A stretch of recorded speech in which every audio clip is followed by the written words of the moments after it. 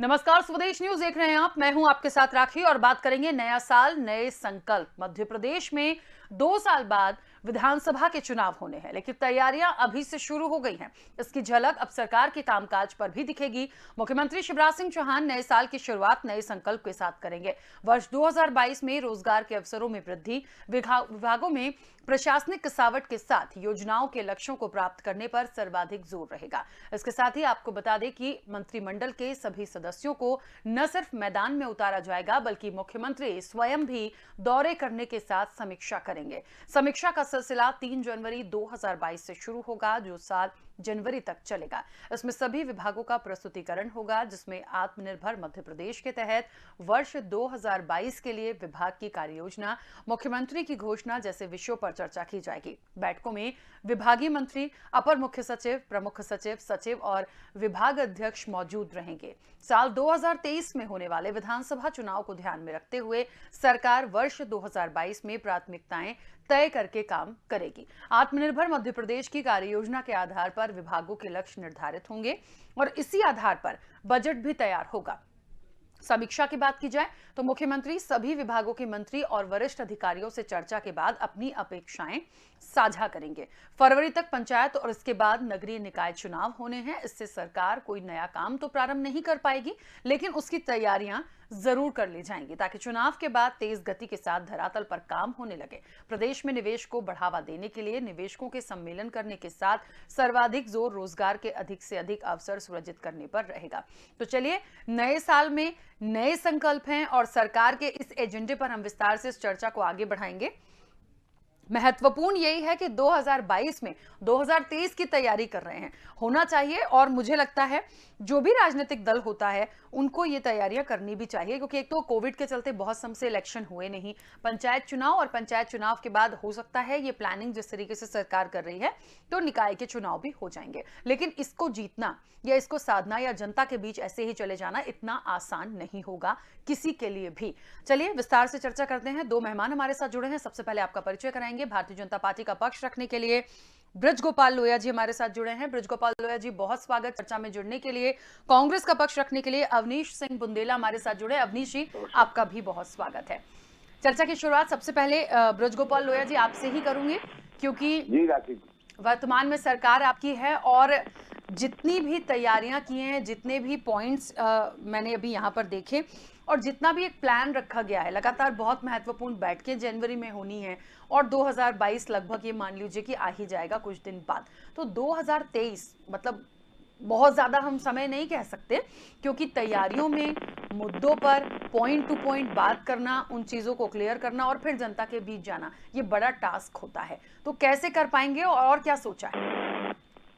राखी जी, देखिए, मैं आपको एक बात बताऊं कि हम मध्य प्रदेश की जनता के कल्याण के लिए संकल्पित हैं, गांव गरीब मजदूर किसान की कल्याण के लिए संकल्पित है। साथ साथ हम संकल्पित इस बात के लिए भी है कि हम मध्य प्रदेश को आत्मनिर्भर मध्य प्रदेश बनाने का जो संकल्प माननीय प्रधानमंत्री जी के आह्वान पर मध्य प्रदेश ने लिया है उसको भी पूरा कर सकें। आत्मनिर्भर मध्य प्रदेश के लिए माननीय मुख्यमंत्री जी निरंतर मेहनत कर रहे हैं और उसके लिए सभी विभागों की समीक्षा होगी। आपने पिछले वर्ष भी देखा था, अभी 2021 वाला जो हमारा वर्ष चल रहा है इसमें भी आपने देखा जैसे जैसे लॉकडाउन हटा, अर्थव्यवस्था पटरी पर आना शुरू हुई और माननीय मुख्यमंत्री जी ने बहुत तेज गति से काम शुरू किया। हम शासकीय विभागों में भी उन्होंने ये निर्देश दिए कि तत्काल हम जो जो पद रिक्त हैं उन पर नियुक्तियां करें, उन पर नए लोगों को अवसर दें। उसके साथ साथ औद्योगिक गतिविधियों को हम और तेजी के साथ प्रारंभ करें। पिछले समय में कुछ पॉजिटिव परिणाम भी आए हैं, जीडीपी की दर भी तेजी से बढ़ी है, अर्थव्यवस्था भी तेजी से सुधर रही है। तो कुछ क्षेत्र ऐसे हैं कि आईटी का है, बैंकिंग का है, रिटेल का है, ये इन क्षेत्रों में बहुत अच्छी संभावनाएं युवाओं के लिए है। परंतु औद्योगिक गतिविधियों को अगर हम और तेजी से अगर आगे बढ़ा पाते हैं तो युवाओं को रोजगार देने में वो बहुत सहायक होंगे। और 2 बातें इससे एक साथ होंगी, आत्मनिर्भर मध्य प्रदेश रोजगार युक्त और बेरोजगार मुक्त मध्य प्रदेश, और तीसरी जो सबसे खास बात है कि आर्थिक रूप से समृद्ध मध्य प्रदेश। ये तीनों कल्पनाएं जो माननीय मुख्यमंत्री जी की है वो एक साथ साकार हो पाएंगी, और इसी के लिए वो दिन रात प्रयत्न भी कर रहे हैं। अकेले वो नहीं कर रहे हैं, पूरी सरकार उस काम में लगी है, और भारतीय जनता पार्टी का संगठन वो भी इस काम में माननीय मुख्यमंत्री जी को और सरकार को सहयोग कर रहा है। ठीक है, चलिए देखते हैं कितना सार्थक होगा। अवनीश जी, भारतीय जनता पार्टी की क्योंकि सरकार भी है, और निश्चित तौर पर देखिए 2023 के लिए मुझे लगता है सिर्फ भारतीय जनता पार्टी नहीं, कांग्रेस भी पूरी मजबूती के साथ आना भी चाहिए और करना भी चाह रही होगी, और ये होता भी है। लेकिन क्या अभी जो ये रूपरेखा पूरी भारतीय जनता पार्टी ने बना ली है कि कब कब बैठकें होंगी, विभागों की समीक्षा होगी, और एक मेन प्लान लेके चल रहे हैं कि नगरीय निकाय चुनाव के पहले धरातल पर काम दिखने लगे, ऐसे में कांग्रेस कहाँ है? कांग्रेस की क्या तैयारी है? ऐसा कोई एजेंडा क्या अभी फिक्स किया है कांग्रेस ने? राखी जी, मैं स्पष्ट करना चाहता हूँ, कांग्रेस पार्टी जब भी चुनाव होंगे, चुनाव के लिए पूरी तरह से तैयार है। आप देख रहे हैं निरंतर हमारे संगठन में कसावट हो रही, निरंतर कई जगह के हमने जिलाध्यक्ष भी बदले हैं, कई जगह हम अपडेट भी कर रहे हैं, तो ये सारी चीजें कांग्रेस पार्टी में ऑलरेडी चल रही हैं। लेकिन महत्वपूर्ण बात राखी जी ये है कि ये जो संकल्प की बात कर रहे हैं सीएम शिवराज सिंह चौहान, राखी जी कौन सी नई बात है, मुझे इस बात को बताएं। 22,000 घोषणाएं पहले भी शिवराज जी अपने पूर्ण में 15 साल के कार्यकाल में कर चुके हैं, और आपने देखा होगा जब 2018 में जब ये सत्ता से बाहर हुए, फिर 2020 में फिर से इनने सत्ता को लूट कर सत्ता में वापसी की, जनता को लूट कर, तो राखी जी आपको याद होगा ये उस समय भी ऐसे लग रहा था कि सब कुछ ठीक कर देंगे और ये बिल्कुल एक नए फ्लेवर में, लेकिन ये बेसिकली शिवराज जी का स्टाइल है। कुछ दिन समाचार की सुर्खियां बनेगी, पेपरों की सुर्खियां बनेगी कि सीएम एक्शन में, लेकिन मुझे बताएं राखी जी, क्या ये नई बात है? जो सीएम 18 साल से एक्शन में नहीं आ पाया, वो क्या एक्शन में आएगा जब पूरे प्रदेश की अर्थव्यवस्था, मतलब आप समझे 2.5 लाख करोड़ से ज्यादा के कर्जे में आप हैं, कोरोना जैसी दो जो भारी विभीषिकाएं उनसे तो इनको ये मत समझ लें कि बहाना मिला है। अर्थव्यवस्था तो पहले ये बेड़ागर खो चुका था, अर्थव्यवस्था तो पहले ये पटरी से उतार चुके थे, कोरोना का बहाना लेकर ये बचने का प्रयास करते राखी जी। और मैं तो कहूंगा शिवराज जी उस छात्र की तरह हैं जो साल भर कहता है कि मैं एक्शन में हूँ, मैं पढ़ूंगा, मैं पढ़ूंगा, मैं पढ़ूंगा, मैं पढ़ूंगा, मैं बहुत एक्शन में हूँ। माँ बाप समझते हैं कि तो बच्चा बहुत पढ़ रहा है, फिर जैसे ही परीक्षाएं आती हैं तो कोई बहाना बनाता है, मेडिकल लगाता है, नकल करके पास होने का प्रयास करता है, फिर कहता है हे भगवान इस बार पास करा दे किसी तरह, अगली साल में फिर मेहनत कर, लेकिन वो ढाक के 3 पास ऐसे करते करते करते ग्रेस लग के 3rd डिवीजन आके नकल कर करके वो बच्चा अपनी पढ़ाई पूरी करता है, लेकिन कहीं भी उस बच्चे में कहीं विकास नहीं दिखता है। ये स्थिति इस सरकार की है कि निरंतर ये जनता को भ्रमित करती है कि मैं एक्शन में हूँ, लेकिन मुझे बताएं एक्शन कहाँ है साहब? ये कौन सी नई बात है? शिवराज जी तो ये एक्शन की बात तो हमेशा से कर रहे हैं। मुझे बताएं ये स्वर्णिम मध्य प्रदेश की राखी जी, ये स्वर्णिम मध्य प्रदेश को भी 2 साल हो गए। ये जुमला बहुत नया नहीं बचा। आप याद करें स्वर्णिम मध्य प्रदेश किस दिन की बात मैं आपको याद दिलाना चाहता हूँ। जब कोरोना की पहली लहर थी तो सबसे पहले मोदी जी ने एक बार ताली और थाली बजवाई, उसके बाद कुछ घोषणा, फिर 20 दिन बाद इन्होंने मोमबत्ती और टॉर्च जलाई, फिर उसके बाद इन्होंने एक दिन आके कहा कि हमको आत्मनिर्भर बनना पड़ेगा, और वहीं से हमारे आदरणीय शिवराज जी ने भी ये मुहावरा, ये जो नारा था, ये जो स्लोगन था लपक लिया। ये जो है 2020 का है राखी जी, लगभग 2 साल पूरे होने वाले हैं। तो आत्मनिर्भर आत्मनिर्भर आत्मनिर्भर, और उसके पहले आपको याद होगा स्वर्णिम मध्य प्रदेश था, उसके पहले बीमारू मध्य प्रदेश था। तो मुझे बताएं अगर इन सारी चीजों को राखी जी मैं बात करूं 2003 से आज 2021 आ गया है, प्रदेश की स्थिति में आप सुधार बताएं। ठीक है, मानते हैं 2003 के पहले आप हो सकता हमारी कुछ सरकार ने आखिरी के 2 साल में कम किया, नहीं हमको जनता ने सत्ता से बाहर किया, लेकिन आज भी आप देखें मध्य प्रदेश तो दूर देखें राखी जी, अगर बात आप मेरे और आपकी कॉलोनी की कर लें, जहां आप रहती नेहरू नगर उस तरफ, आप जहां भी हर्षवर्धन में रहते हैं वहां की सड़कों की हालत देख लें, राजधानी भोपाल की सड़कों की हालत देख लें, गुलाल उड़ता है, धूल उड़ती है। आप जब पूरे मध्य प्रदेश में की राजधानी की सड़कों की हालत है तो पूरे प्रदेश की तो बात मत कर। आज ही आप पता कर लें कोलार में 5 घंटे अघोषित कटौती हुई है, और कोलार में ही क्या गुलमोहर में 5 घंटे अघोषित, ये पूरे मध्य प्रदेश का आलम है। तो आप जिन मुद्दों पर सत्ता में आपने वापसी की थी 2003 में जिन पर आए थे, आज तो वो ढाक के 3 पात है। ऊपर से आपने बेरोजगारी दे दी, ऊपर से आपने 2.5 लाख करोड़ के प्रदेश को कर्जे में डुबा दिया, ऊपर से रोजगार की कहीं बात है नहीं। किसान, आप इतने सालों से कह रहे हैं खेती को लाभ का धंधा बना। राखी जी मुझे बताएं कहाँ है, और फिर कहते हैं अब सीएम नए संकल्प के साथ 2022 में दिखेंगे। ये तो राखी जी पुरानी बात हो चुकी है। ठीक ये है तो क्या है, मैं कह रहा हूँ ये उसी अवनीश छाप जी, की तरह है, ये एक उसी मिनट, छाप की एक तरह सवाल है इसी से जो जुड़ा हुआ है, साल सुनिए भर तो। मटर गश्ती करते, पढ़ते ठीक है। लिखते हैं नहीं। अवनीश जी, इसी से जुड़ा एक सवाल है। ब्रजगोपाल जी, एक मिनट, मेरा सवाल इसी से जुड़ा हुआ अवनीश जी से ही है। अवनीश जी, चलिए ठीक है, जितनी आपने बात बोली, ये बताइए कि आदिवासी सम्मेलन होता है, उनके लिए कुछ करने की बात होती है। कोविड काल से अभी तक देख लीजिए, देखिए यदि सरकार कर्जे में है, सरकार के पास कुछ नहीं है या नहीं करना है, तो मुझे तो एक बात अभी तक समझ में नहीं आती, ये सिंगल क्लक से इतने सारे लोगों के खाते में राशि कहाँ से ट्रांसफर हो रही थी, कहाँ से करते हैं, कैसे कर रहे हैं, हो रहा है कि नहीं हो रहा, प्रॉपर इम्प्लीमेंट है कि नहीं। मुझे लगता है ये सब कुछ है ना, जनता बहुत अच्छे से देखती है और समझती है, क्योंकि राखी जी मुझे इस बात का आप बताएं, इनके पूर्व प्रधानमंत्री स्वर्गीय अटल बिहारी वाजपेयी ने सबसे पहले, मैं याद दिला दूं आपको, 2001 में कहा था कि ये देश की जनता को मुधार का घी नहीं पीने देंगे, और इन्होंने सबसे पहले इन्होंने पेट्रोल पे से सब्सिडी खत्म कर दी थी। डीजल पे से तब खत्म नहीं हुई थी, पेट्रोल पे सब्सिडी, फिर बाद में इन्होंने डीजल पर भी सब्सिडी खत्म की। तो ये भी आज शिवराज जी जो है प्रदेश को उधार का घी पिला रहे हैं। और मुझे आप बस बताएं, आप किसी के खातों में पैसा डालते हैं, बुरी बात नहीं है। अगर कोई विष का आई है, कोरोना में लोग परेशान है, उनका रोजगार खत्म हो गया, तो बिल्कुल सहायता करनी चाहिए सरकार को। लेकिन ये जिस तरह से इन्होंने आक्रमण बनाने का प्रयास किया देश की प्रदेश की जनता को, आपने इसको राजनीति का हथकंडा बनाया कि मैं इतने पैसे डाल दूंगा उतने। आप मुझे बताएं, आपने रोजगार उत्सर्जन के लिए क्या किया? मैं कह रहा हूं, पैसे डालना, जनता की सहायता करना कहीं कोई बुरी बात नहीं है। बेरोजगार की सहायता अगर देश का राजा नहीं करेगा, जनता नहीं करे, सरकार नहीं करेगी, तो कौन करेगा? बिल्कुल करना चाहिए। लेकिन मुझे राखी जी ये बताइए कब तक चलेगा? आज आप इतने सालों से आप कह रहे हो हम फ्री का गेहूं बांट रहे हैं, चावल बांट रहे हैं, आपने आज भी स्थायी समाधान क्यों नहीं किया?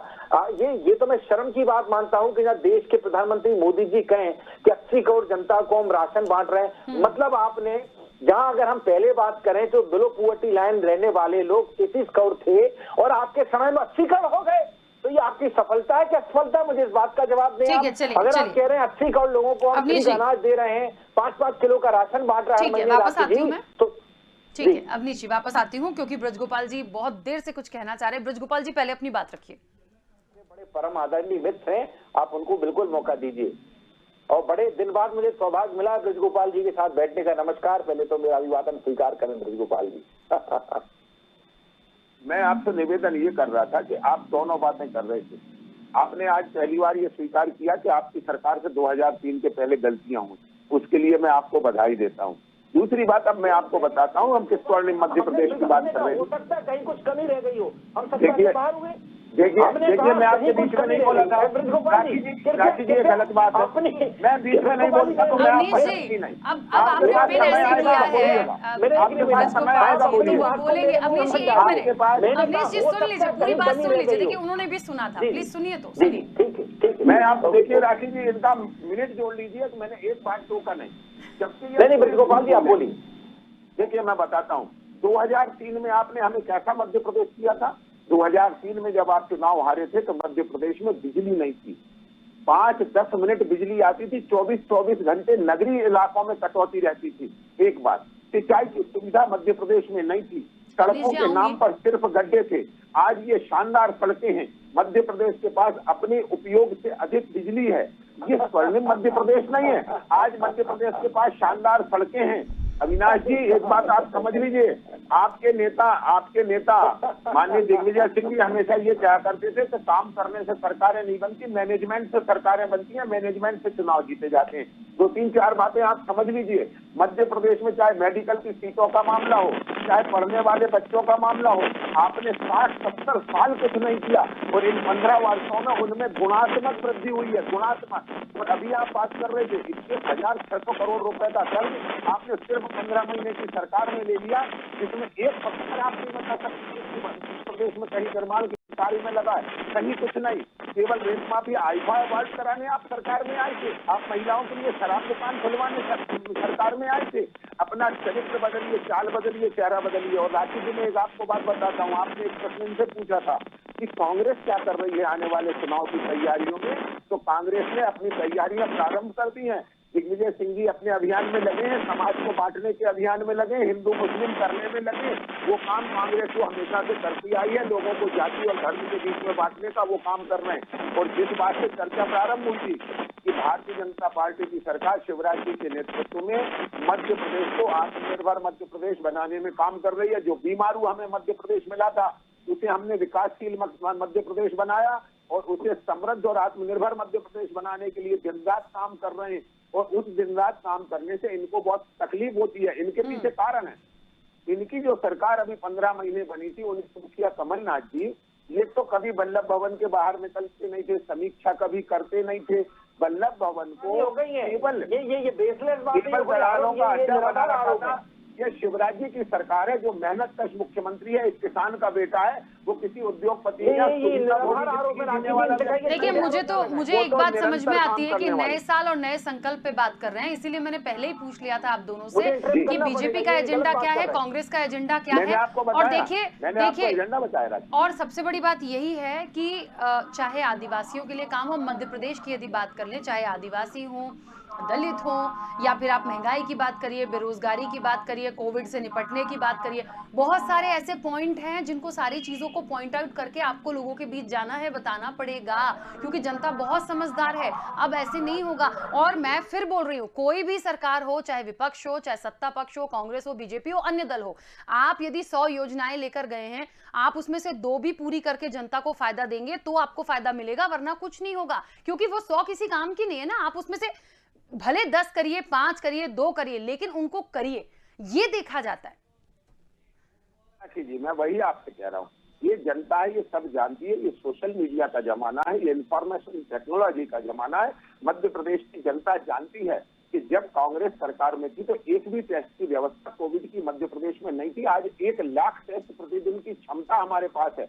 हमने काम किया है, हम वही आपको बता रहे हैं, हमने काम किया है। और काम करने के बाद उसकी समीक्षा भी कर रहे हैं कि उसमें कहीं कोई कमी ना रह गई हो, और यदि कमी रह गई होगी तो उसे पूरा करना भी हमारा काम है। ये भारतीय जनता पार्टी की सरकार और संगठन दोनों निरंतर इसको करते रहते हैं कि हमारी विचारधारा और विकास का संकल्प कहीं इनमें कोई कोताही ना हो जाए। और हमारा जो संकल्प है अंत्योदय का, वो किसी भी स्थिति में पूर्ण होना चाहिए, क्योंकि हम सरकार बनाते ही इसलिए हैं। जो अभी अविनाश बुंदेला जी को इससे बहुत तकलीफ हो रही थी कि लोगों को फ्री राशन मिल रहा है, लोग इस तकलीफ से मुक्त होइए। अगर इस देश का राजा अपनी प्रजा को कुछ देना चाहता है, तो आपने अभी कहा था कि राजा का कर्तव्य है, और ये लोकतंत्र है, यहाँ राजा नहीं है, ये हमारा चुना हुआ नेता है। जो हमारे काम नहीं आएगा तो किसके काम आएगा? आपको इनसे तकलीफ होती है। कमलनाथ जी की सरकार बनी, सबसे पहले संबल योजना बंद हुई, आपने गरीब का निवाला और मरने वाले के ऊपर का कफन छीनने का काम किया है। यदि वो हम उसे वापस दे रहे हैं तो इसमें कांग्रेस को तकलीफ क्या है? राखी जी, ठीक है। हाँ अवनीश जी बोलिए। राखी जी, ये वही बात करेंगे जिन बातों का कोई आधार नहीं। मैंने ये कहा था कि अगर आवश्यकता हो तो बिल्कुल सरकार को मदद करनी चाहिए। मैंने कब कहा? ये झूठ बात बोल रहे हैं। और सबसे बड़ी बात तो ये बताएं, कमलनाथ जी की जब 15 महीने की सरकार आई, जो कमलनाथ जी की सरकार ने काम किया उसका अनुसरण कर रहे हैं। हमने 100 रुपए में 100 यूनिट बिजली दी, इनने वो बंद की। संबल का कम्बल भाजपा, उसमें आपने देखा होगा 36 लाख हितग्राही फर्जी निकले थे, भाजपा के कहीं ना कहीं कार्यकर्ता थे। हमने इसलिए उस संबल योजना की को जांच के दायरे में डालकर हमने बंद किया था। और एक बात स्पष्ट कर दी, विकास की बात करते ना, स्वर्णिम मध्य प्रदेश, बीमारू मध्य प्रदेश, आत्मनिर्भर, बाकी जी बात समझिएगा।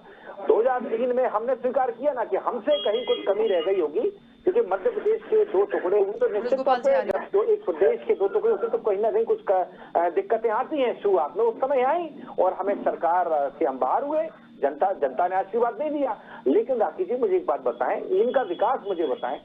1,80,000 रजिस्टर्ड बेरोजगार थे 2003 में मध्य प्रदेश, सॉरी 88,000, और आज की 1,88,000 रजिस्टर्ड बेरोजगार थे उस समय। आज की तारीख में राखी जी जरा पता करें कितने बेरोजगार रजिस्टर्ड है मध्य प्रदेश में। वो भारतीय जनता पार्टी अभी भी यही बोल रही है अवनीश जी। भारतीय जनता पार्टी अभी भी कह रही है अपने एजेंडे में कि हम औद्योगिक निवेश बढ़ाकर बेरोजगारी कम करें। आप मुझे बताएं, औद्योगिक विकास की बात करें, इन्होंने इतनी इन्वेस्टर मीट की, एक उद्योग लगा क्या? कांग्रेस शासनकाल में पूर्व में बनाए गए कई सारे औद्योगिक संस्थान पीतमपुर, मंडीदीप, मालनपुर आज बंद हो चुके हैं। आधे से ज्यादा उनकी फैक्ट्रियां बंद हो चुकी, रोजगार के अवसर खत्म हो चुके हैं। और ये बार बार जो कमलनाथ सरकार पर आक्षेप लगाते हैं, इनको शर्म आनी चाहिए। 15 महीने की कमलनाथ सरकार में हमने शुद्ध के खिलाफ युद्ध लड़ा, जिस मजबूरी में इनको उसका अनुसरण करना पड़ा। हमने भूमाफियों पर कार्रवाई की, मजबूरी में इसको उनका अनुसरण करना पड़ा, जबकि इनके समय में भूमाफिया खरपतवार बनकर जमता रहा। आप देखें, हमने महाकाल मंदिर के विकास के लिए, जीर्णोद्धार के लिए 300 करोड़ रुपए की आज तक किया, उन्होंने कुछ नहीं किया। आप देखें, हमने पुजारियों का मानदेय बढ़ाया, हमने बहु बेटियों की शादी में जो 28,000 रुपए थे उसको बढ़ा के 51,000 रुपए किया। ये बात क्या करते हैं? संबल का कम्बल इनके भाजपा के कार्यकर्ताओं के लिए बनाया शिवराज जी ने।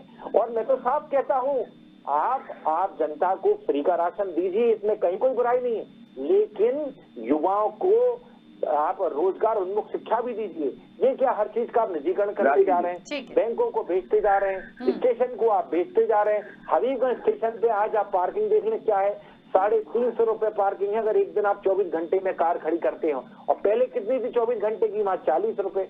आप प्लेटफॉर्म टिकट देख लें, प्लेटफॉर्म टिकट पहले 5 रुपए का था, आज 40 रुपए का है। तो राखी जी देखिए, इनका विकास प्रदेश का विकास, जनता का विकास नहीं है, इनका विकास इनके नेता का, इनकी सरकार का, उद्योगपतियों का विकास ही मैं स्पष्ट करना चाहता हूँ। हाँ, बृजगोपाल जी देखिए, मैं बहुत सारी बातें आपको बताता हूँ। सबसे पहले तो ये बात है कि संबल आपने बंद किया, जिसकी आप चर्चा कर रहे हैं। संबल बिल्कुल अंतिम व्यक्ति के लिए लागू की गई योजना थी कि उसके बच्चे भी पढ़ सकें, उस माता का इलाज भी हो सके, उस परिवार का इलाज हो सके, इसके लिए वो आपने बंद की। बच्चों का जो हमारे 12वीं पास करते थे जो बच्चे, उनको माननीय शिवराज जी एक लैपटॉप देते थे, वो आपने लैपटॉप बंद किया। जब वो बच्चा प्रवेश लेता था बीए, बीकॉम, बीएससी में कॉलेज में जाकर, तो उसे टैबलेट दिया करते थे, आपने वो बंद किया। तो मुझे ये समझ में नहीं आता उसके एवज में क्या किया। उसके एवज में कुछ नहीं किया, कुछ भी करने का काम नहीं किया। और ये मध्य प्रदेश की शिक्षा व्यवस्था को चौपट करके भी गए थे। मैं आपसे फिर कहता हूँ राखी जी, मैं आपको जानकारी के लिए बताता हूँ, 1956 में बना मध्य प्रदेश, 2003 तक सिर्फ MBBS की 600 सीटें मध्य प्रदेश में थी, जो बढ़ा के हमने 18 साल में 3600 की हैं। और अब आप देखिए ये गुणात्मक फर्क है, और इनने एक भी नहीं बढ़ाई। जो 1956 की 600 थी वही 600 रही 2003 तक। ये काम ना करने वाले लोग हैं। दूसरी बात, अभी ये कह रहे थे बेरोजगारी के आप आंकड़े बता रहे हैं। आपके दिग्विजय सिंह की सरकार में तो कोई बेरोजगार पंजीयन नहीं करा सकता था। आपने कर्मी कल्चर इस प्रदेश पर लागू कर दिया था। शिक्षा कर्मी, स्वास्थ्य कर्मी, हर चीज का कर्मी, और उन्हें 500 रुपए महीने देकर, जबकि बेरोजगारी भत्ता उस समय 1100 रुपए था और शिक्षा कर्मी को 500 रुपए महीने मिला करते थे। ये इस तरह का कल्चर आप मध्य प्रदेश में छोड़ के गए थे। उन लाखों लोगों को मध्य प्रदेश की सरकार ने नियमित भी किया है और सम्मान पूर्वक जीवन जीने का अवसर भी दिया है। ठीक है बृजगोपाल जी, मैं बीच में रोक रही हूँ। देखिए, नया साल नए संकल्प पर बात कर रहे थे, मुझे लगता है हम और बात करेंगे, बहुत समय लगेगा, लेकिन समय की सीमा है, इसलिए फिलहाल आप दोनों का बहुत शुक्रिया इस चर्चा में जुड़ने के लिए।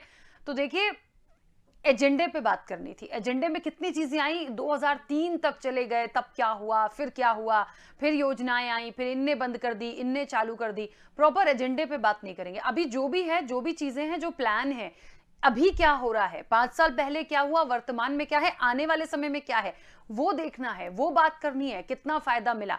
खैर, जनता जनार्दन सब समझती है, देखेंगे जो भी होगा। फिलहाल इस चर्चा में इतना ही। बने रहिए स्वदेश न्यूज के साथ। सबसे पहले देश।